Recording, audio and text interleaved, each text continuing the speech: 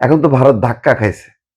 তারা আর অন্য হাসিনার বাইরে অন্য কোনো সরকারকে করতে পারতেছে না। অথচ দেখেন তারা ইউনূস সরকারের সময় বলল কি যে রাজনৈতিক সরকার আসলে সংকট মিটে যাবে, সম্পর্ক উন্নত হবে। এখন কি হচ্ছে? হাসিনাকে রাজনৈতিক তৎপরতার সুযোগ দিলে ভারতকে বন্ধুত্বপূর্ণ সম্পর্ক নিয়ে ভাবতে হবে। আজকে একটু কড়া কথা বলছেন স্বরাষ্ট্রমন্ত্রী সালাউদ্দিন আহমেদ। কালকে বলছিলেন যে কোথায় শেখ হাসিনা? কি বলল না বলে গেলে কিছু যায় আসে না। আসলে যায় আসে না তা না। হাসিনা এখানে ফ্যাক্টর না। ফ্যাক্টর হচ্ছে যেখান থেকে তিনি কথা বলতেছেন সেই দেশটা আমাদের একেবারে সীমান্ত সংলগ্ন। তো সেরকম একজন দণ্ডপ্রাপ্ত আসামি তিনি সরকারের সমালোচনা করছেন। বাংলাদেশের রাজনৈতিক পরিস্থিতি নিয়ে কথা বলতেছেন। তিনি স্ট্যাটাসটা কি? তিনি কি অতিথি? নাকি কি? আশ্রয় প্রার্থী?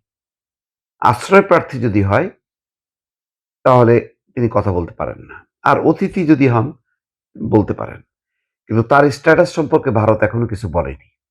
বাংলাদেশ যে তাকে ফেরত পাঠানোর কথা বলল, সেটা বলল আবেদন বিবেচনা করা হচ্ছে, পর্যালোচনা করা হচ্ছে, পরীক্ষা-নিরীক্ষা করা হচ্ছে। তো পর্যালোচনা, পরীক্ষা-নিরীক্ষার ফাঁকে যে এই কথাগুলি বলতেছে, তো সেটা স্থগিত না কেন? একটা বিষয় নিষ্পত্তি হওয়ার আগে তার যে এটা তো এক্টিভিটিস, বড় এক্টিভিটিস। হাসিনা তো আর দিল্লিতে মিছিল করবে না, বক্তব্যই দেবে। তো এই বক্তব্য দিলে কি হয়? আমি এইজন্য বলছিলাম যে উদাহরণ দিলাম যে এই যে ছাত্ররা দিল্লিতে যে যন্তর মন্তরে অভ্যুত্থান মতন করলো, সমাবেশ করলো, এটা যদি অভ্যুত্থান রূপ নিত আর মোদিকে যদি পালায় বাংলাদেশে আসতে হতো, তখন অভ্যুত্থানকারী সরকার গঠন হইতো ভারতে। আর এখানে বসে যদি মোদি ওই অভ্যুত্থানকারী সরকারকে হটানোর কথা বলতো, তার সমালোচনা করত, তখন কি ওই ভারতের নতুন সরকার এটা অ্যালাউ করত? অবশ্যই না। তাহলে বাংলাদেশকে ভারত এখন কোনো সম্মান করছে না, অবহেলা করছে, অমর্যাদা করছে, উপেক্ষা করছে। এটা হয় না। এটা কোনোভাবেই হয় না। কিন্তু করে যাচ্ছে ভারত। ভারত কেন করতেছে সে ব্যাপারে বলার আগে তিনি কি বলছেন? সালাউদ্দিন বলছেন যে ভারতকে উদ্দেশ্য করে, "আপনারা হাসিনা কার্ড খেলবেন আর বাংলাদেশের সঙ্গে বন্ধুত্বপূর্ণ সম্পর্ক চাইবেন, মনে রাখতে হবে দুটো বিপরীত। আশা করি ভারতের কর্তৃপক্ষ এবং ভারত সরকার বিষয়টি বুঝবে।" তারা বুঝবে না আসলে। ভারত বোঝেনি। ভারত এই ভুলটা বহুকাল ধরে করে আসছে। তারা হাসিনা সরকারের সঙ্গে এমন একটা সম্পর্কের মধ্যে চলে গেল যে বাংলাদেশে যে কখনো নির্বাচন হবে, এটা সুষ্ঠু নিরপেক্ষ নির্বাচন হবে, সরকার বদল হবে, এটা আওয়ামী লীগের নেতা এবং আমাদের দেশের অনেক সুশীল বুদ্ধিজীবীরা মানে কেউ বিশ্বাস করত না যে পরিবর্তন হবে।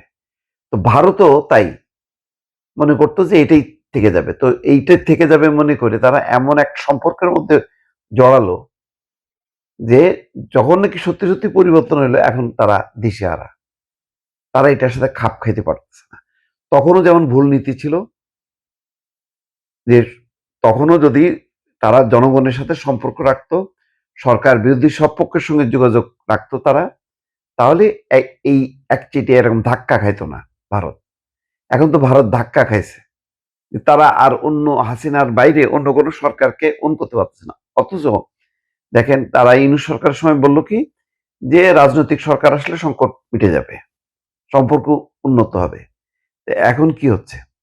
পররাষ্ট্র মন্ত্রণালয় শুধু প্রধানমন্ত্রী বক্তব্য রাখেনি এখনো। স্বরাষ্ট্রমন্ত্রী বক্তব্য রাখা মানে এটা সরকারেরই তো তিনি মুখপাত্র। সরকারেরই বক্তব্য। বাংলাদেশের সকল রাজনৈতিক দল এটার নিন্দা করতেছে। তার মানে ভারত কিন্তু আবার এক সাইডে চলে গেল। এখন এই ক্ষত নিয়ে ভারত চলতে পারবে? খুব বেশি লাভবান হবে? হবে না। ভারতের পাশে পাকিস্তান নেই, নেপাল নাই, শ্রীলঙ্কা নাই, বাংলাদেশও নাই। এইরকম একটা বিচ্ছিন্ন অবস্থানে নিয়ে গেছে নরেন্দ্র মোদী।